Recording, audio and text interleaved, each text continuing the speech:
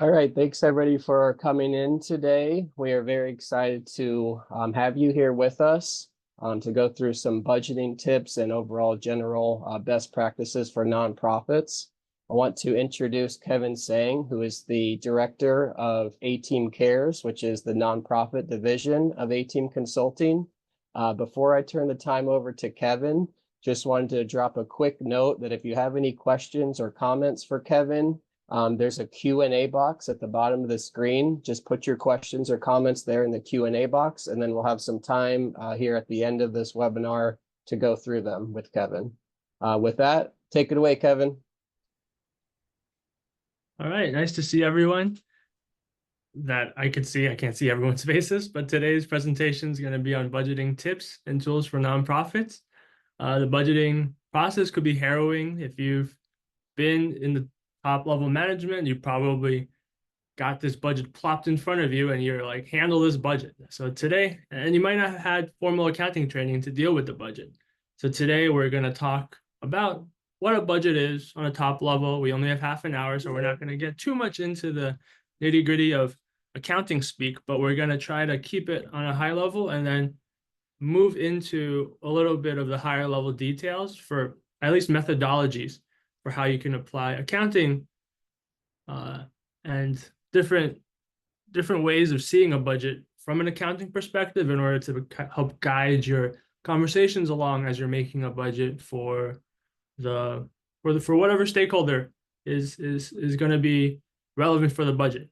The department heads, maybe they need to review it. The board members, for yourself. So the budget fundamentals is going to be the first item that we're going to cover, what it is, why it's important. Strategic planning, just what I've mentioned a little bit before. How do we create a budget? Can I have some frameworks for creating this budget rather than just staring at last year and feeling that this year it's going to be a little different and plugging a number? A little bit of framework for analysis and development.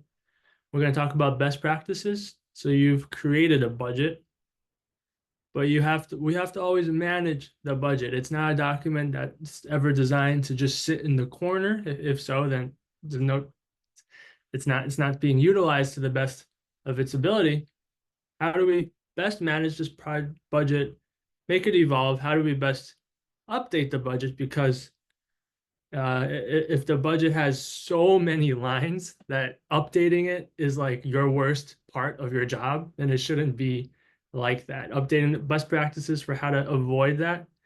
And then a Q&A session at the end. So we'll try to go through the slides in around 20 minutes and save around 5-10 minutes at the end for a Q&A session to be respectful of everyone's time. As Cameron said, my name is Kevin Sang. I'm based in Queens, New York, and I work mostly with nonprofits. I help nonprofits from everywhere, from creating these budgets, monitoring these budgets, audit support, speaking to our team, training our team in the A-Team to best deal with nonprofit specific accounting questions. That's what I do on a day-to-day. So budget fundamentals, we're going to go over what is a budget, why are they important, and 4 different types of budgets for nonprofit organizations. So with that, we'll dig into the accounting speak. If you're not an accountant, it's try to do my best to make it not make your eyes glaze over. So what is a budget? It is essentially a column of different rows of different accounts that you have and numbers for how much you expect those accounts, how much you expect to spend or to earn. And those numbers are categorized into different various accounts and rows, and to see how much you're expecting for the new fiscal year. And it could be your calendar year or fiscal year. And then also hand in hand with what you expect to spend in that fiscal year, the budget also, the vital function of it is to show how much you've actually spent throughout the year. And nonprofits, I would say that is your bread and butter reporting that you're using, along with a few other reports, maybe your balance sheet to see how much money you have and how much you owe, maybe your cash flow, which is a type of budget to see how much money you are, how much you're expecting to spend at the end of the year, what your end of the year bank balance is going to be. That's also your bread and butter, but but your budget, it's going to be the main thing. You know, the boards care about it. It's going to translate directly to your financial statements. Your Form 990 is going to be a big reflection for how your budget's going to be, because you're saying yes and no. You're making key operational decisions based off of what you've budgeted for a certain line item, right? So I would say the budget is one of the most important documents you have in the nonprofit world and in your position. And it's important because it shows transparency, accountability, and good faith from the organization. They're important because, you know, it's a nonprofit organization. You're stewarding other people's money. So we want to make sure the budget reflects the values of what the organization is.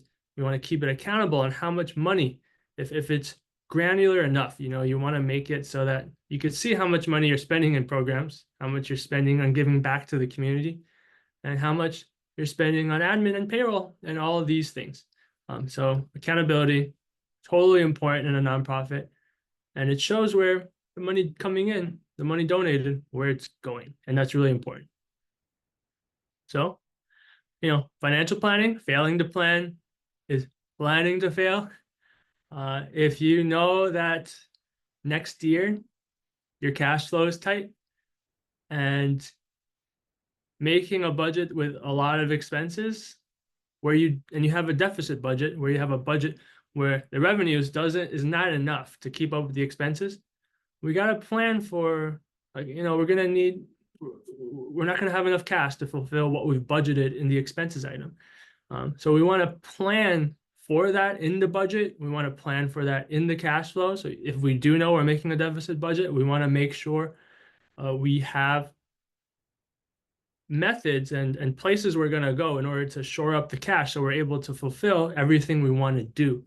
You know, financial spending, planning, and allocations, it lets you see vital information of what you've been spending on. So if you see that one department is spending too much, the other department is spending too little, and payroll is always going up, we want to be able to make sure that we're seeing that with transparency and with the right amount of detail. You know, I always like to say there's a sweet spot about too much detail and too little detail.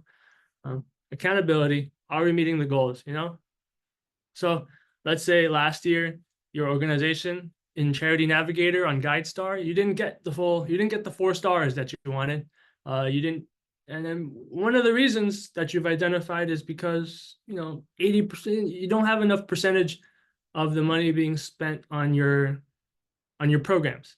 So your statement of functional expenses is skewed heavily towards admin.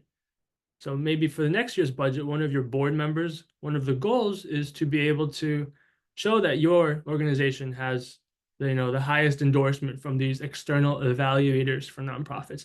So therefore, you're budgeting more to programs. You're cutting back on other types. Maybe you're cutting back on a couple of consultants that you don't have, that you didn't need for the past years, and you are trying to keep it accountable. And, you know, expense control, you only have a set number of money throughout the year. So we want to be able to see, can I spend enough? Can I spend enough to renovate or to have this capital expenditure, buying laptops for this group of people who need it? You look at the budget, you see how it fits with the overall picture, and you're able to make these decisions for expenses. You can identify trends to see if maybe your donated income for the year is lower this year than last year, and you missed it, and you're able to see that that's why you have a deficit budget in your actuals. You're able to identify the trends to see what is happening. Maybe your expenses are higher, so that's why the budget's important. Cash flow management, like I mentioned before, your one type of budget is the cash flow, and it's showing, do I have enough money coming in for these amounts? We know that July, we need a big amount. What's my estimate for the end of June? How much money am I going to have then? Is that enough to cover July's big event? And if not, how do I make sure I get the amount of cash to cover that event? And overall strategic planning, you know, are there enough funds to start this new program that you wanted in this new school and hire a new program manager for that? Do we have enough money for that? So we're able to make overall decision-making through the analysis of the budget. So we're going to go over a few common types of budgets. The operating budget, I would say, is your most common type of budget. It is probably the one you're working with. If you haven't heard of the other budgets, it's the big picture. It's your annual projected revenue on the top, your rows for your different types of revenue that's coming in. If you have programs, if you have donations, if you have corporate donations, foundations, if you have restricted funds coming in, you're going into the top level of the budget. And then on the bottom, it is the operating expenses divided up however you want into different accounts. Let's say it's just pretty streamlined and payroll, admin, marketing, all this stuff. And then you end up with your net income. So that is your revenue minus your expenses throughout the year. And that doesn't necessarily tie to cash, because operating budgets for a lot of the times are going to be accrual, which is like a fancy accounting way of saying it's not based, your recognition of revenue and expense is not based on when the cash comes in. It's based on when it is earned. So if they pledged it in a certain amount, you put it into the revenue. If you've paid for a big venue that you didn't, if you used a big venue that you didn't pay out yet at the year end, you're still going to book that expense because you've used that expense already, even though you didn't pay it. So operating is not necessarily going to translate into cash flow, which is why it's separate. Capital budget is if you want to have a long-term project, something that adds substantial value to something, to an asset that you own.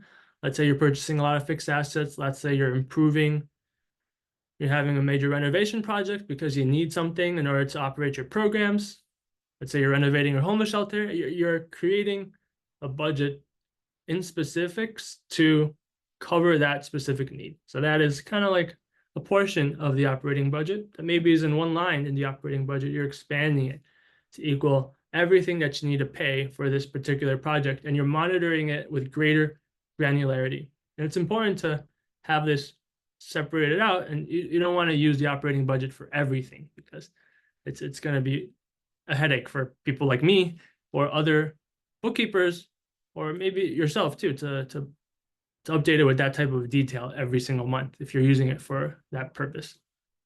There's a different program, projected budget. It's like the capital budget that I talked about, except it's not for an improvement to your building or a fixed asset purchase. It's more of for your particular program. I've seen this. Let's say you have a portion of your work is in schools, the other portion is in parks, the other portion is in home visits, so it's programming and seeing that type of revenue and expenses portioned out through those different types of departments. You could see this sometimes folded into the operating budget in columns, but it's important to have that if you want to maintain department level accountability. And then the cash flow projection is typically, in my experience, it's a little bit, the accounts are a little bit different than the operating budget. It depends on your needs for cash flow, but it could be, it typically starts with the money that you have in the beginning of the year or in the beginning of the month, all the different projections for how much cash is going to come in and out.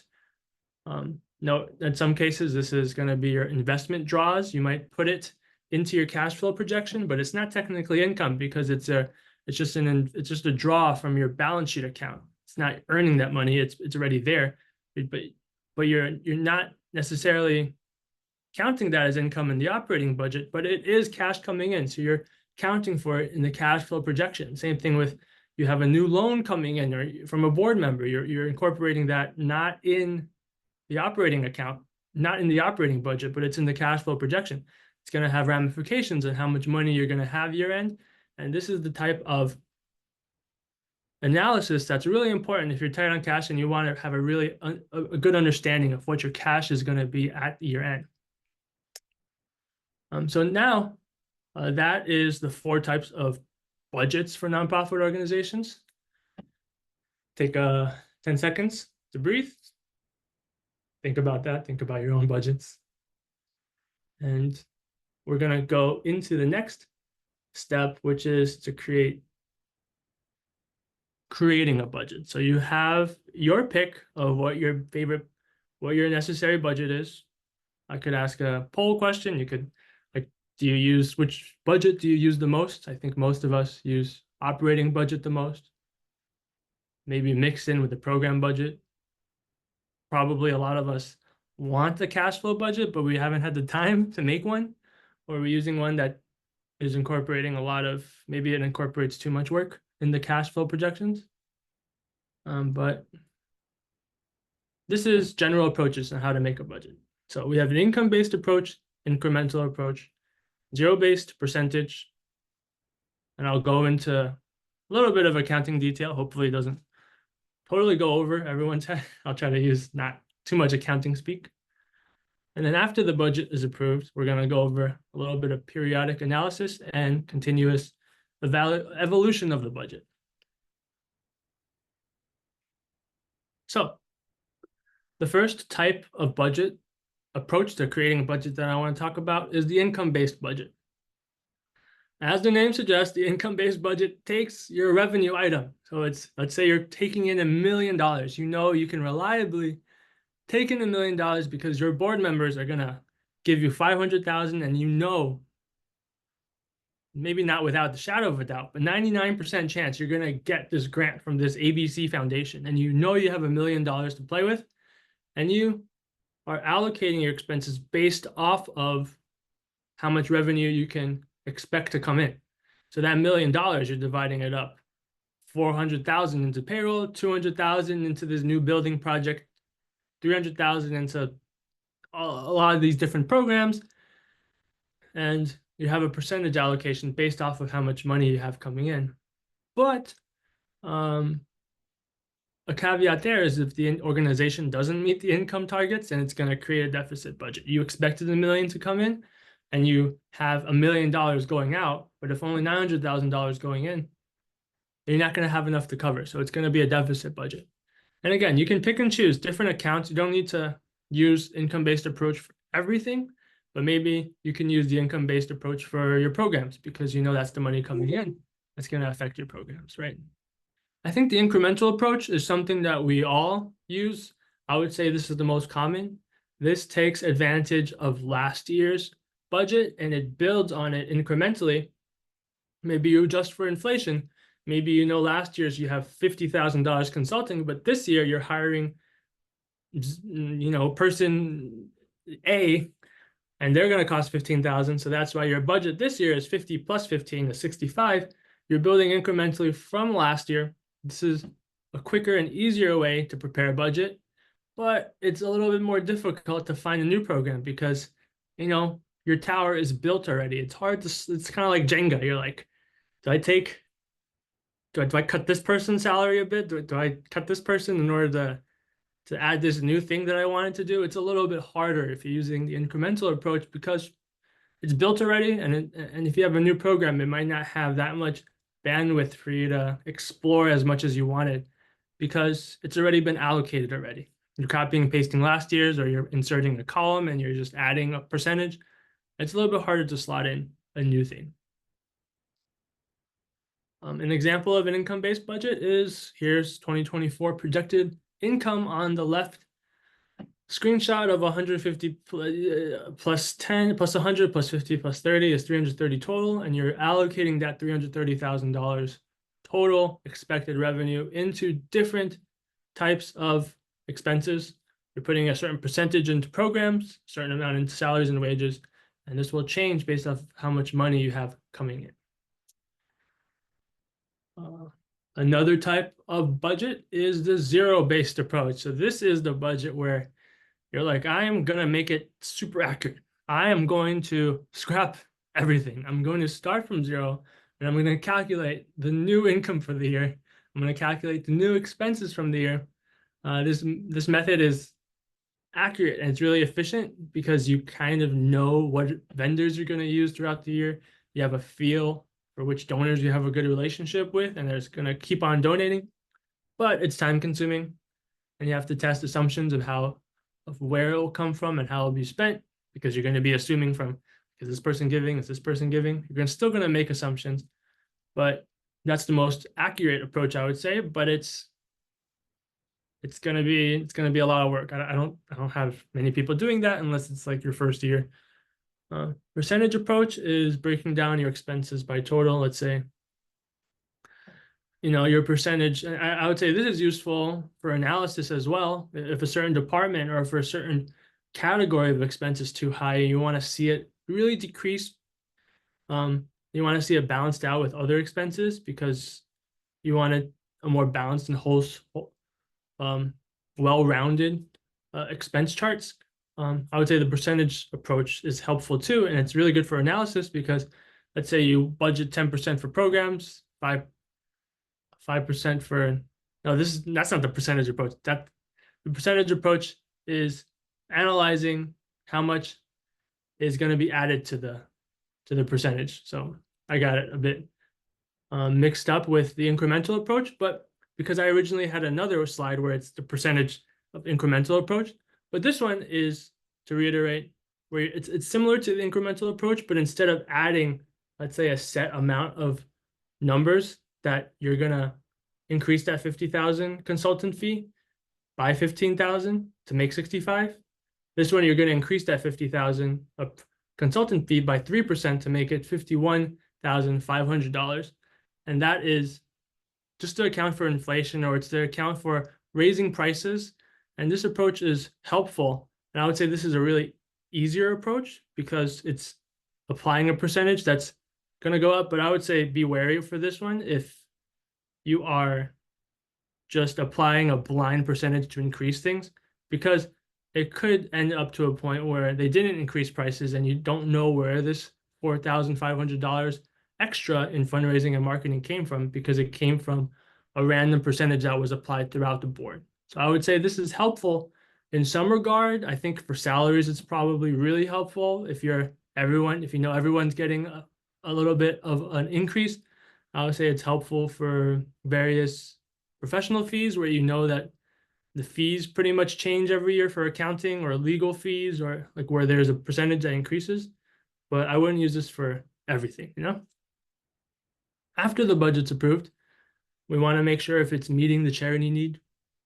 There's a lot of cases where the budget is so overloaded with accounts that it doesn't have the charity needs to see budget versus actuals every single quarter, let's say. But if the budget is so bloated with accounts that it cannot be updated in a cost efficient way, that the costs don't outweigh the benefits of having this budget be updated, then I would say it's time to revise the budget. It's time to not do the incremental or percentage approaches and do a little bit of the zero-based approach and start from scratch, and to seriously consider that if it's not meeting the charity need, if it's so simple that you're not seeing the amount of granularity that you need, I would say it's time to change the approach a little bit.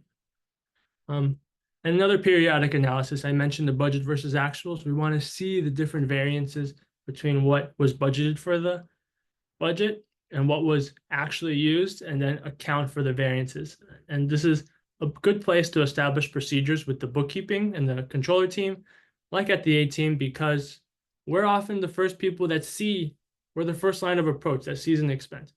And it's good to have communication. It's as accurate as the communication is going to be, because we might not be able to identify what a certain budget line is without talking to you. So we want to alert management for large or unusual expenses. And we want to be sure there's always constant monitoring and constant accountability so that the actuals are put into the right budget line that we've allocated for it. Again, it's a continuous evolution. The budgeting, I would say, don't be afraid to change the budget if it is not being useful. It's an ongoing learning experience. Sometimes you need to refine it. Let's say your income-based approach. Let's say you're basing it off of the revenue that comes in. You're not getting $1 million for the year. Maybe you're getting 900,000. It's time you're going to have to talk with your board and internal staff to determine if it's time to change the budget, to cut it from $1 million to $900,000 of expense, because you're only getting $900 coming in based on your income. And some other best practices, it's important to establish who is going to own this process, who is going to keep each other accountable for this process, who's going to update this, who's going to be the person keeping everyone accountable, who's going to analyze this. It's important to establish that so that when time comes for the budget, it's not going to be a mad scramble to update this budget.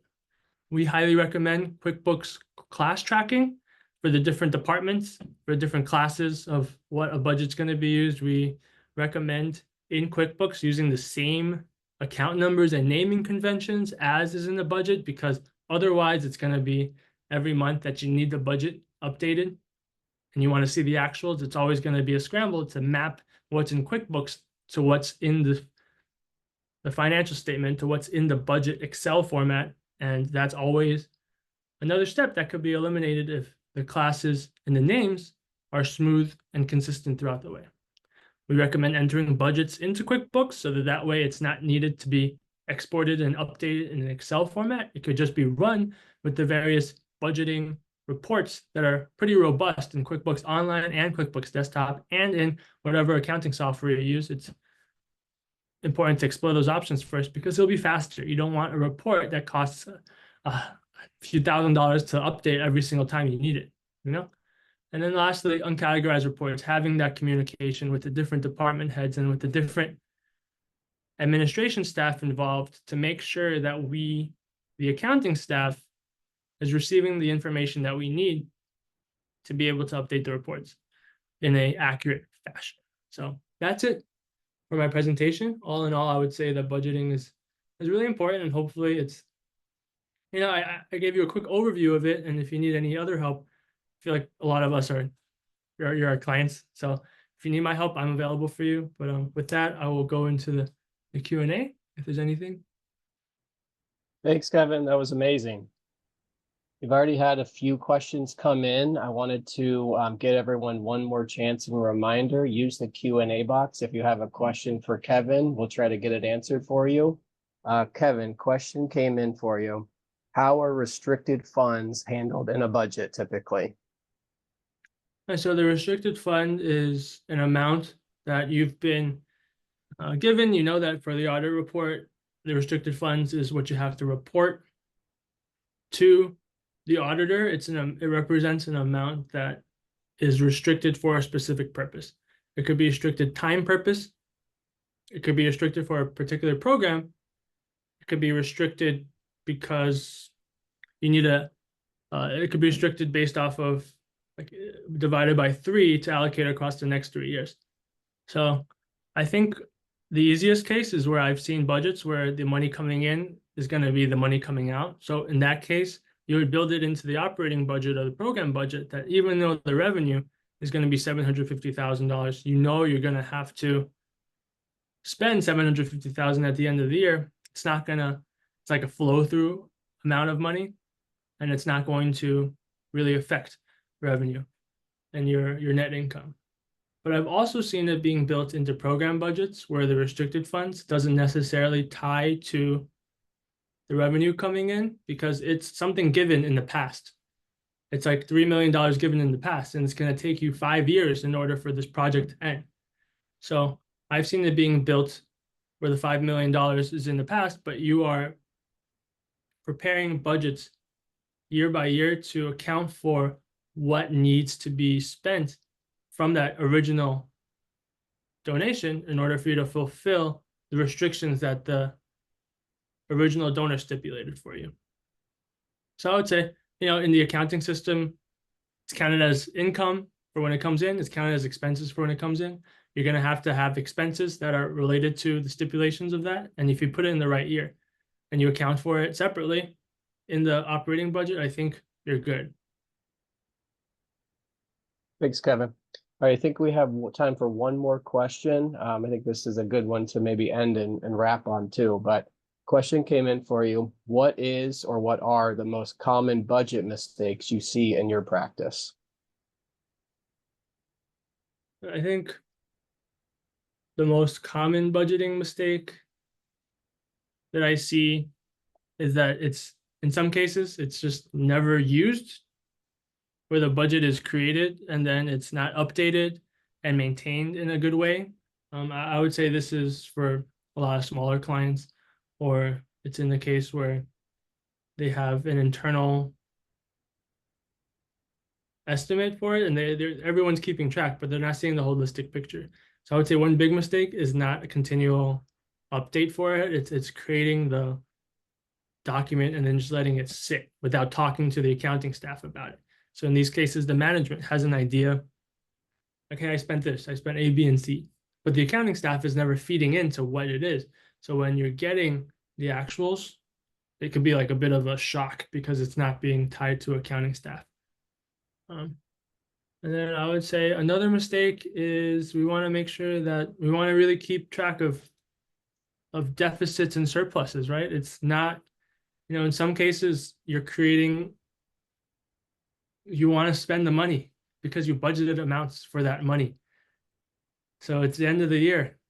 You saw that office expenses, you allocated $10,000 for it, but you've only spent zero. So everyone's in a mad rush to spend $10,000 worth of office expenses, and that's going to push your deficit. It's going to be tighter throughout the year. And they think that's, it's necessary because otherwise next year you're not going to get the same 10,000 in office expenses. But it's good to have a surplus at the end of the year because you want to eventually build up the cash necessary for you to have wiggle room. It's not nice to have expenses equal revenue each year and then worry each year about how much money you're going to get coming in because you might not be able to pay out everything.